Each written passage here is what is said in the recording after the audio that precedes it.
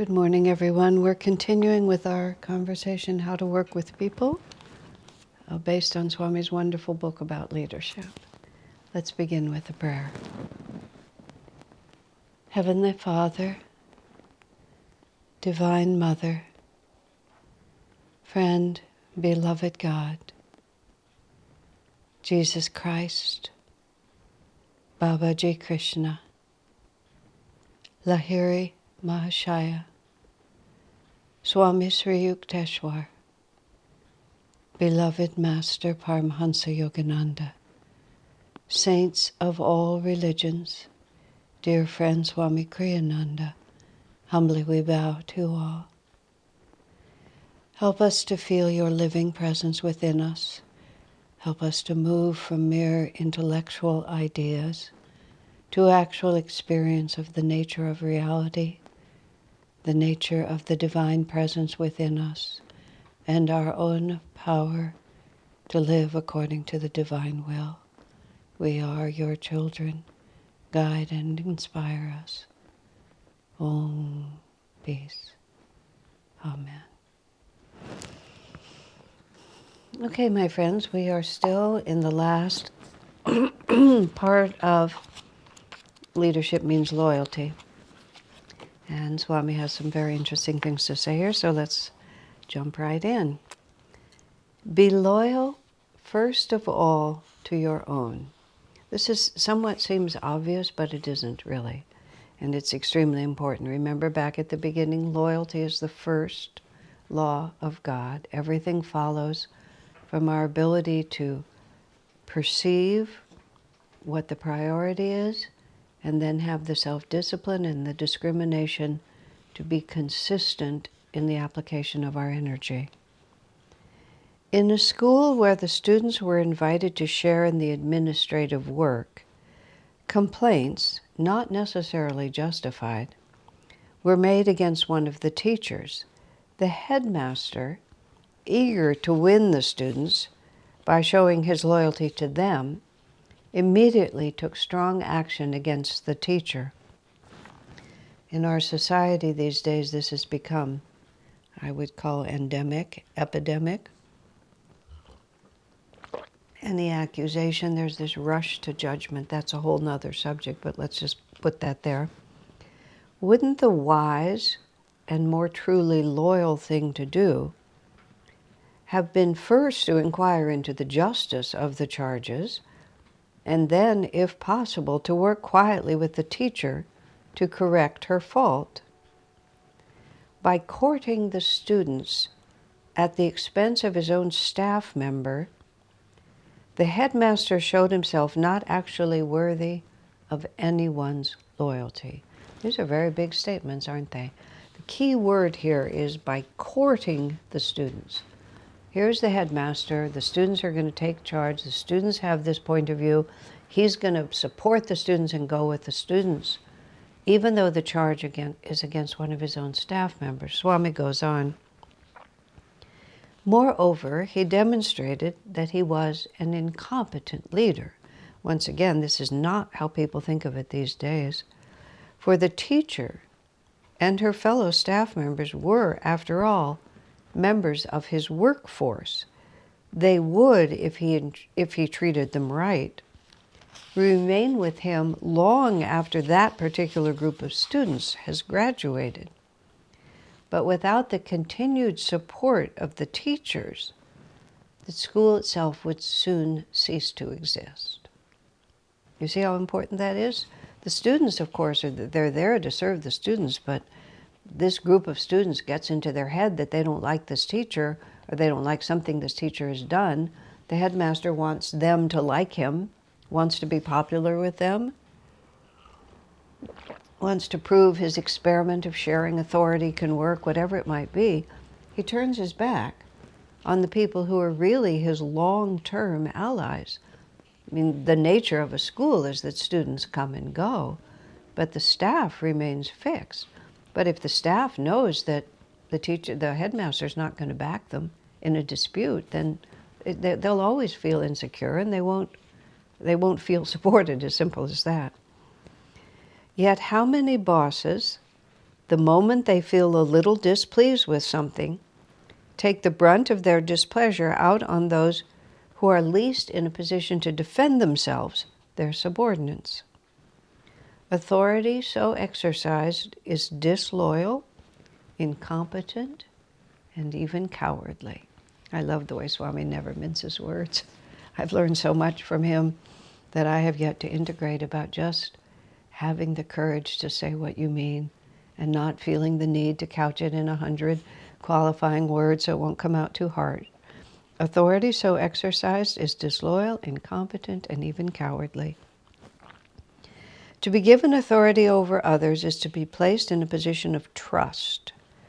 The wise leader will, if anything, bend over backwards to defend and support his own. For he knows that whatever good he may hope to accomplish for others depends first on the strength of his own team. Swami doesn't mention it in here. It must have been I was reading it somewhere else of Swamiji's. Same is true in a personal household. There was a very interesting incident where there was a married couple, and the wife had a difficult karma with another woman, and she began to do things that were making that other woman's life a little bit difficult. And the other woman came to the two of them and was very emotionally upset and said, to both of them that, you, the woman, the wife, are not treating me fairly, and it's making it difficult for me to do the work we're doing together, whatever it was. And the husband turned to the wife and said, she's right. You haven't been treating her fairly. So that was the whole incident like this. And then later on, I was discussing it with Swamiji. When I heard about it, I was interested in. Swami's remark was very interesting. First, he said about the husband, what a fair-minded person he is. He just doesn't allow his prejudices ever to cloud his judgment. He's absolutely fair-minded, and he should never have done that. He said his first loyalty was to his wife. When his wife is being attacked, he can't suddenly side with the attacker. His wife has to know that she can always rely upon him. Now, in private, later, and he didn't have to sort of say, well, your accusations are wrong or whatever. He could have done many things other than abandoning his wife and siding with her detractor. He could have spoken, as I said, in private. He could have said, please consider, she may have had a point, but your spouse especially needs to feel that they can rely on you, that you'll always sort of stand with them in some way or another. Again, I'm saying he needed to be honest, he needed to be fair. But isn't it interesting how Swami sort of saw the whole situation? Swami himself said something that was interesting. He said, many people become, for many people, they are least attentive to their closest relationships. And they even sort of justify that by saying essentially, you're just my family, you're just my wife, you're just my husband, you're just my partner, I want to be able to just let down and not have to be thus. And so one husband said once to his wife, how did he put it? I put out so much energy during the day, I don't want to have to put out any more energy when I come home. And I thought, that's not really helpful.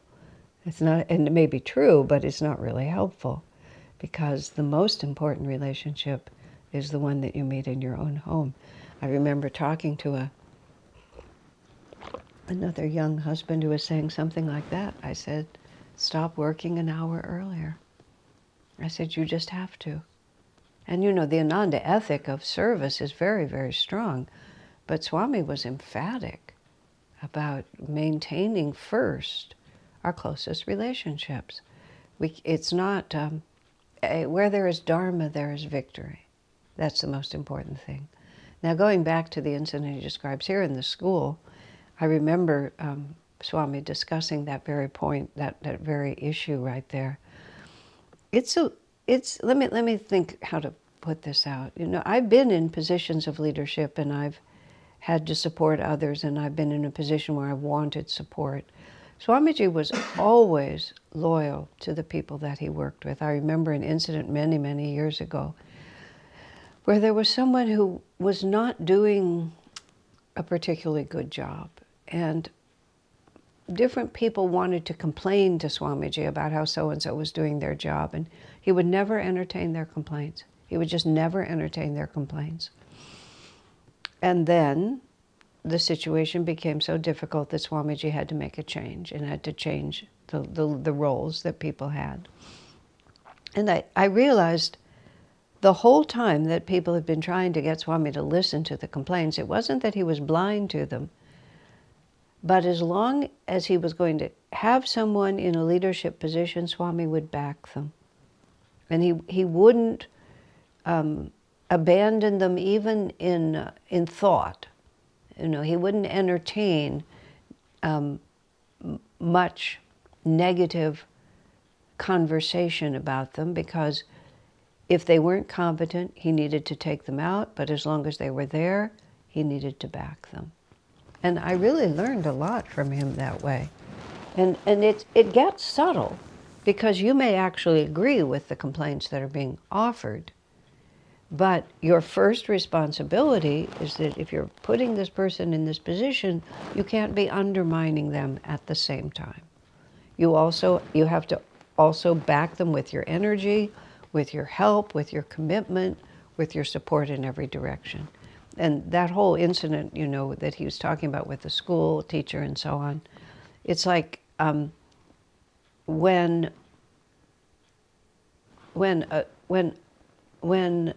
people who don't have the authority know that they can essentially emotionally blackmail those who do have the authority to follow their will, then the whole thing begins to come to pieces. That doesn't mean that leader shouldn't heed the complaints. That's not what Swami's saying, but he says they should heed the complaints in such a way that the teacher can save face, that the teacher is given an opportunity to respond, because of course accusations are not necessarily true. Accusations are just accusations. Nowadays, where loyalty is so little understood, and the desire, the vindictive desire to pull everything down is become a cultural norm. It's very much harder to hold to these rules, but it's still just as important.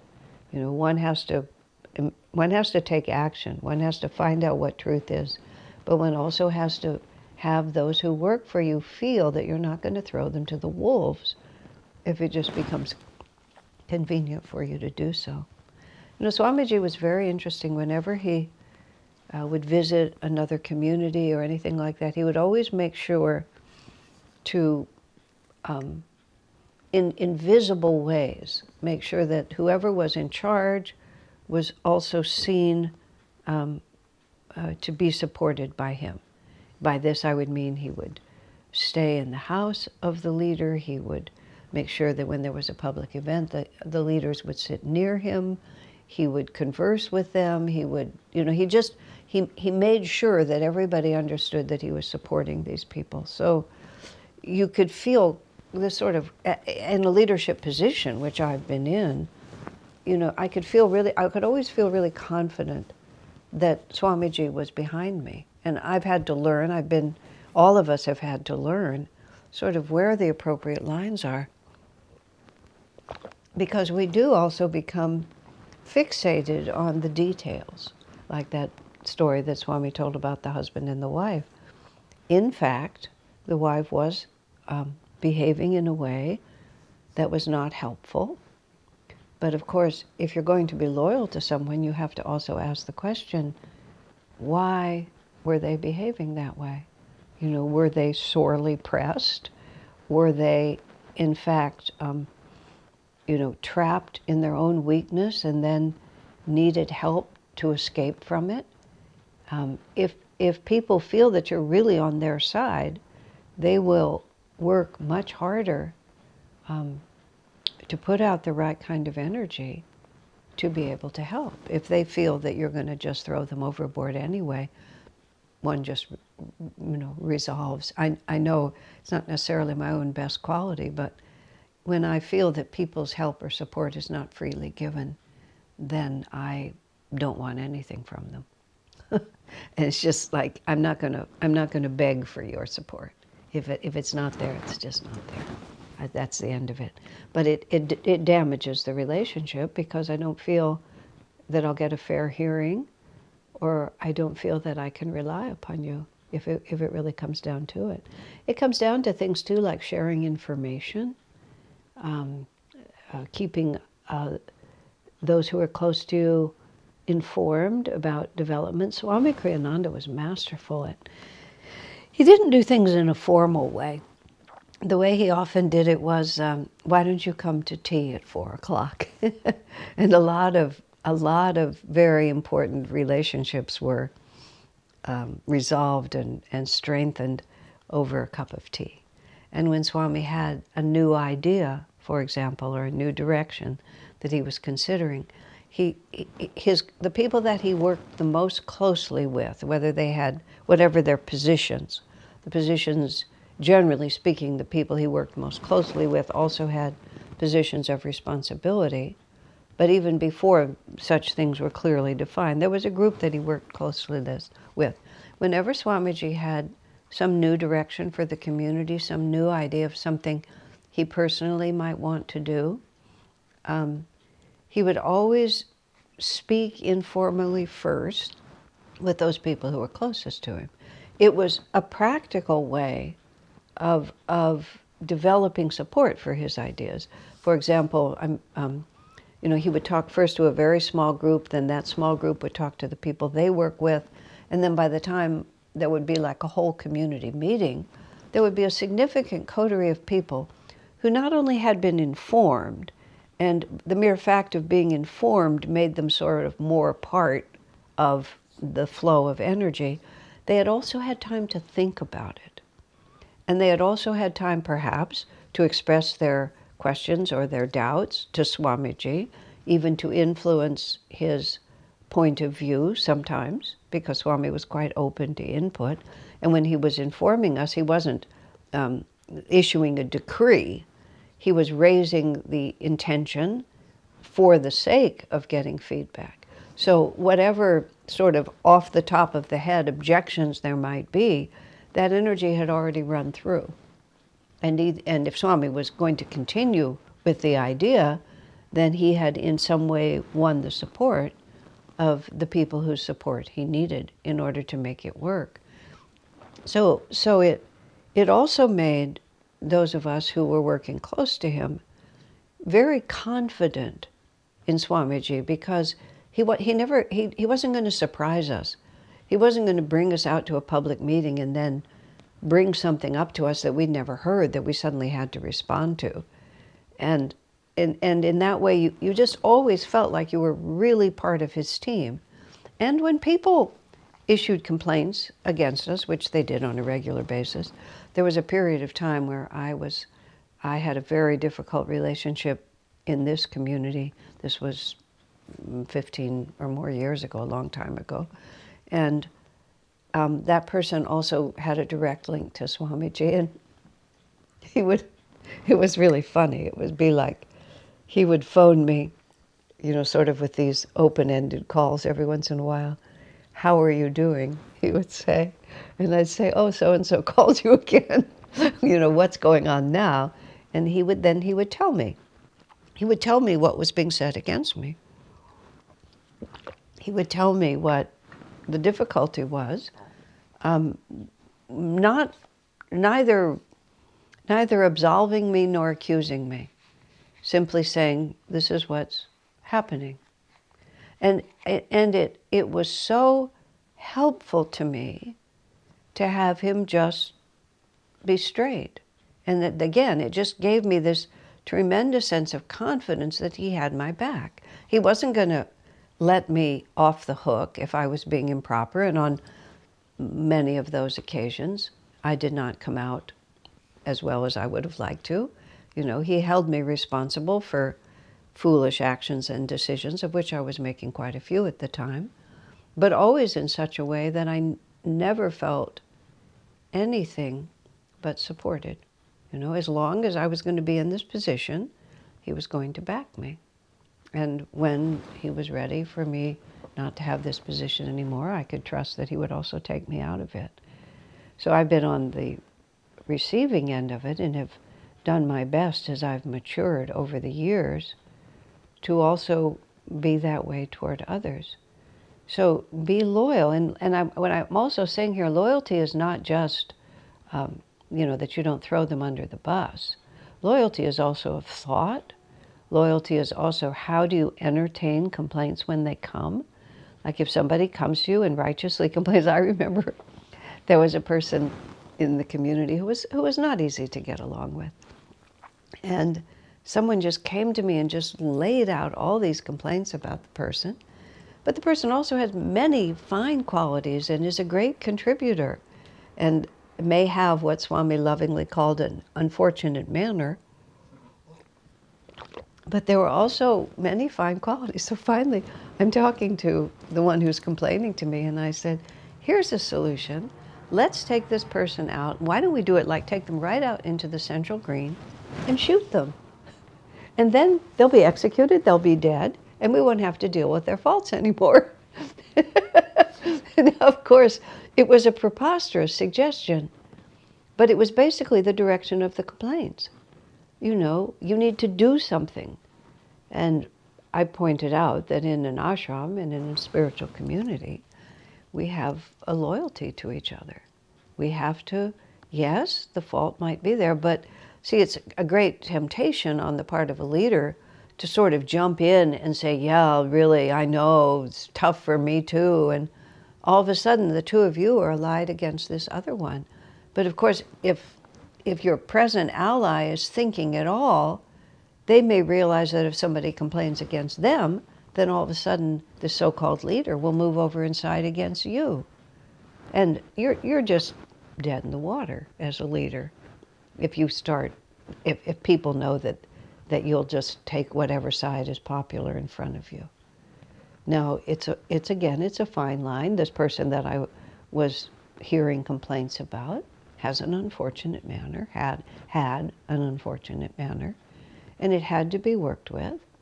But instead of like jumping on the bandwagon, let's think about solutions. That's why I proposed execution, because by taking the direction of the complainer's thought all the way to the end point, which of course that wasn't where we were going to go. We were going to kick them out of Ananda or whatever we were going to do. None of those were options. So we have to back up and ask the question. And in this case, the obvious question is, what is it that you can learn here? Why is this coming to you? Why is this so upsetting to you? What strategies can we use that you'll be able to rise above this? I remember, this was in a personal situation, but this was in personal difficulty I was having with someone, and something came up, and I can't remember which way it went. I can't remember if it was I who did this or the person did it to me. It doesn't matter because the lesson was the same. One or the other of us was disintegrating because of certain things that we had ourselves had done that were making us feel pretty terrible and pretty like we can't go on. And then the other one used that opportunity, to kick you while you're down. And and I've seen that happen a lot of times. As soon as the flow starts going that we're criticizing this person, everyone who's had a beef against them thinks, oh, now the door is open, I'm going to throw mine onto the pile. And Swami's, of course, response was exactly the different. He said, when someone is having a hard time and is falling away from the right attitudes and the right way of behaving, you want to help them rise. You don't want to push them further down. Now, isn't that obvious? But that isn't the human tendency, but that is the true loyalty of a leader. And once again, it's not that Swami didn't know. that the accusations even were true. In one case I've mentioned in this series, at one time Swamiji excoriated me and others for certain things that we had done based on information he'd received. And I just took his scolding without any protest because that's the best way to do it. But a day or two later I said, "Sir, if it matters to you," I said, "all the facts of that situation that you presented were all wrong." Swami, he sort of laughed a little. He says, "Oh, I know." I knew perfectly well. He said, "But if the people who work for you can even say those things about you, you have a serious problem." And he was exactly right, because the details on this one were wrong, but the energy that they were picking up was accurate and definitely needed to be corrected. So it's not like he couldn't tell. But when somebody is down, how can I help? That's what we talked about yesterday. How can I help? Is this the moment to put extra weights on their shoulders when they're already about to break? Or is this the time when you stand with them and say, yes, this is a serious issue. Yes, this has to be dealt with. Yes, it's good that this has come to light. Now we have to work on it, but we can do it. We can figure it out. We'll find a way. And just put yourself in the position on the receiving end of all those different ways of doing it. And then think about what works. Not just what I prefer, what's nice, but what is really going to work. I remember I fired a friend once because they just were, I was in a bad spot, and this person decided that now was the moment. And I had the presence of mind to realize that I was at my limit. And I just said, I'm going to love you at a distance for a while, because I just can't, I can't deal with this. Everything you're saying is true, and I know it's true, but I can't hear it now. Now is not the moment. Now, why does God do that sort of thing to us? For a very simple reason, because otherwise we might be tempted to do it to someone else. And every awful experience that has come to me in my life has been tremendously helpful, because of a very simple reason. Oh, now I know what it feels like. And so when the opportunity comes for me to impose that kind of unhappiness on someone else, because I've had it now enough, I'm much less likely to do it. Sometimes my energy gets away from me still, but I'm much less likely to do it because, well, it's painful, but even more powerfully, it doesn't help. And why are we here? Why are we here? We're here to help, because we are a part of all that is, as we say in our Festival of Light. We are a part of all that is. How can I help? How can I be God's instrument? God bless you, my friends.